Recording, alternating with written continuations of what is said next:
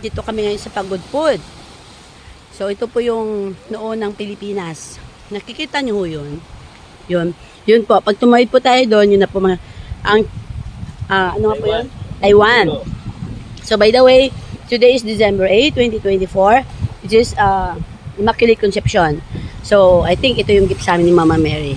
Akalain mo, dati pangarap ko lang to, pero ngayon, may piyoto na. Sila ang bumuo sa mga pangarap ko. Sa likod dito, si Kuya Al. Yes. Hi. Ang aming pilotong si JC. Hey!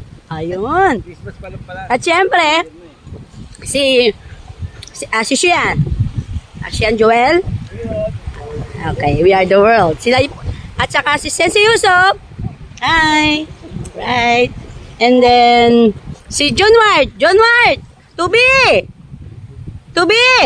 Ayun, Tubi! Yan. Si hi!